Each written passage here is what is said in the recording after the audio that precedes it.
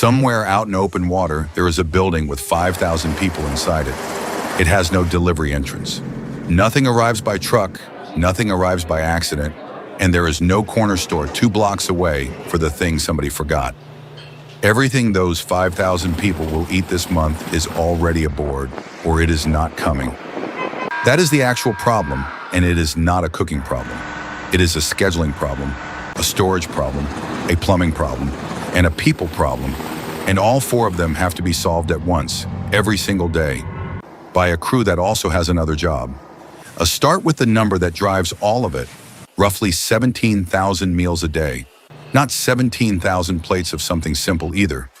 4 separate meal periods, hot food, a salad line, a dessert line, and a bakery running underneath all of it. Thousands of pounds of food moved, cut, cooked, and served. Then the whole thing reset and done again 6 hours later. On a good day, the entire operation is invisible. That invisibility is the product. Nobody notices a system that works, and nobody aboard is supposed to.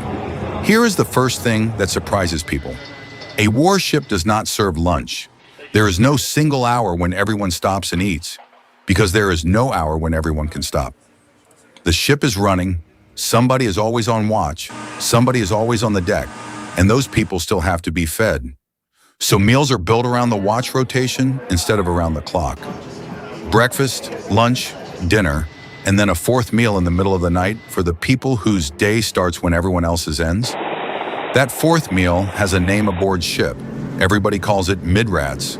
Midrats is usually simpler food, served quietly around midnight, and it matters more than it sounds. It is the difference between a watchstander who has eaten in the last 12 hours and one who has not. Attention is a physical thing. It runs on calories like everything else on the ship does. Now the 90 minutes, each meal period is roughly an hour and a half, and in that window a large fraction of the crew has to come through, sit, eat, and clear out. Not because anyone is rushing them, because the seats behind them are already spoken for by the next group. The mess decks do not seat 5,000 people. They seat a few hundred, which means the room has to turn over again and again inside that window. And the entire design of the space exists to make the turnover fast without making it feel like a factory. That is why the line is a line. It looks like a queue and people joke about it, but it is really a throughput calculation made out of stainless steel. Trays move one direction, servers stand on the inside. Nobody crosses anybody. Every step is placed so the person behind you never has to wait on your decision. The people running that line are culinary specialists, and they are sailors first. They stand watches, they train for damage control, they do the drills everyone else does. Then they go make food for a small town. It is one of the few jobs aboard where the entire crew sees your work 3 times a day and grades it silently. Their day starts before the ship's day does.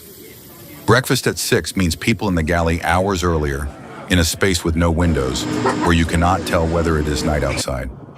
The first pans go in the oven while most of the crew is still asleep 2 decks away. A carrier bakes its own bread, not as a luxury, as arithmetic. Bread does not survive months in a storeroom, and it takes up an absurd amount of space for what it delivers. Flour does not spoil and stacks flat, so you carry flour and you make the bread aboard, every night, forever.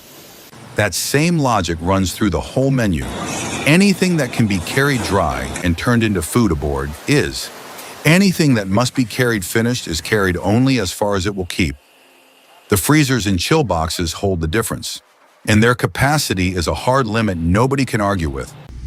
A freezer does not care that the deployment was extended. It holds what it holds, and the menu bends around that number rather than the other way around, which is why the fresh food goes first, deliberately. Early in a deployment, there are salads and fruit. Later, there is less, and everybody aboard can read the calendar off the food without being told. Nobody announces it. The line just quietly changes shape as the weeks go by. Storage is the constraint people underestimate most. There is no warehouse. There are storerooms tucked wherever the naval architects could find volume that was not already spoken for by fuel, water, machinery, ordnance, or bunks. Food competes with all of it, and food does not win those arguments often. So somebody has to know, months in advance, how much a crew of 5,000 will eat, in what order, and where it is physically stacked. Get it wrong in one direction, and you run out of something with weeks left. Get it wrong in the other, and you have loaded weight you cannot use. Subscribe. Now resupply. A ship at sea does not go to the food comes to the ship, from a supply vessel steaming alongside at the same speed. Close enough that the two hulls look uncomfortable together, connected by cable and helicopter for hours at a time. Pallets swing across on a wire. Helicopters carry nets of cargo from one deck to another in a loop that does not stop. And when the load lands, it does not sit there, because the deck it landed on is the deck airplanes need back in 20 minutes. So the load moves by hand, a chain of people, standing shoulder to shoulder through passageways and down ladders, passing boxes along. Officers do it. Aviators do it. People who spend their day inside a radar console do it. It is one of the few evolutions aboard where rank mostly disappears for a couple of hours. That is not tradition for its own sake. It is the fastest known way to move several hundred tons of cargo through a building with narrow doors, no straight hallways, and stairs everywhere. The forklifts handle the hangar bay. Past that, the machine is people. Down in the galley, none of that pause exists. The line still opens at the same time it opened yesterday. Whatever is happening on the deck above, the crew coming off watch will still walk in expecting food, and they will be right to expect it. Then there is the part of the operation that nobody photographs. Washing.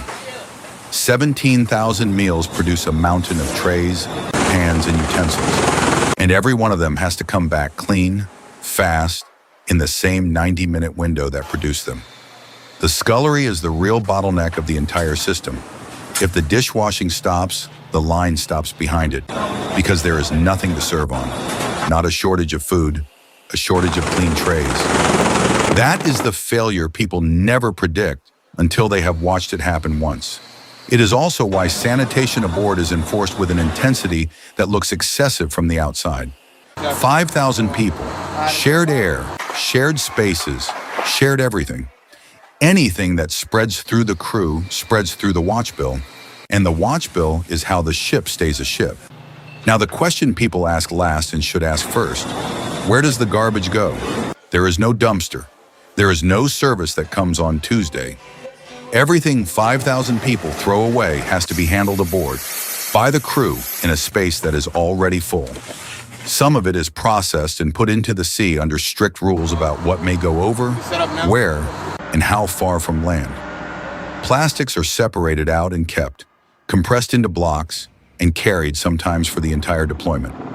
Sorting it is a daily working party, and everybody takes a turn. The ship leaves with food and comes home with trash, and both of them take up space that was never spare. Water is its own quiet arithmetic underneath all of this. Cooking uses it, cleaning uses it more, and every gallon has to be made aboard from seawater by machinery that is also making drinking water for 5,000 people. Nothing in the galley is free. Everything competes, and all of it happens on a floor that moves. In heavy weather, the deck rolls, and the pots on the stove roll with it. Equipment is bolted down, rails hold pans in place, and there is a whole practiced way of working with a knife when the ship is leaning that you would never learn ashore. The heat is the other thing. A galley in the middle of an ocean, with ovens running for 12 hours, sits far above the temperature of the passageway outside it. People work full shifts in that, then come back and do it again, because tomorrow morning breakfast still opens at 6, which is the part that separates this from a restaurant. A restaurant closes. This does not. There is no day when the crew does not eat, no holiday off, no slow season. The galley runs every day the ship is at sea, and a deployment is measured in months. So food becomes something more than food. It is the one reliable good thing in a day that otherwise repeats. Steel beach picnics on the flight deck, a cake for the ship's birthday. Holiday meals served by the senior people to the junior ones, which is deliberate and very old. And it is a signal. Commanders read the mess decks the way a doctor reads a pulse, because morale shows up there before it shows up anywhere else. You'll see the average age. Long faces on a chow line are data. So is a line that moves too slowly day after day. When a crew is tired, the first thing that erodes is not performance on watch. People will hold that together long past the point it costs them. What erodes first is everything around it. Sleep, then meals, then the small routines that make a day feel like a day. Which is why a ship where the food quietly gets worse is a ship worth looking at closely. Not because dinner matters more than the mission, because the galley is the one system that touches every single person aboard, every day, and it shows strain before the strain reaches anything else. Now go back to the 90 minutes and look at what has to be true for them to work.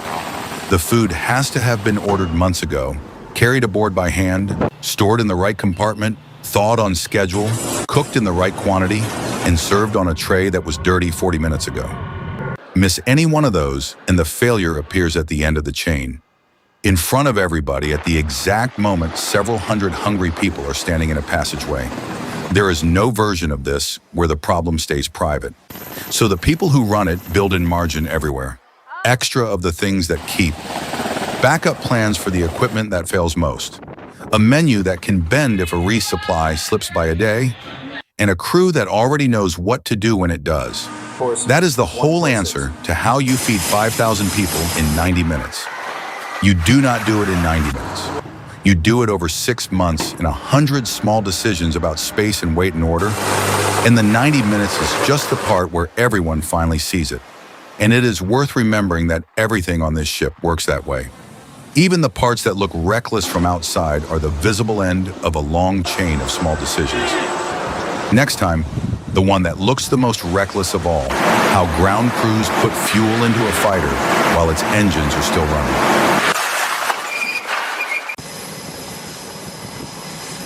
4? Is that right? Yeah, and same age.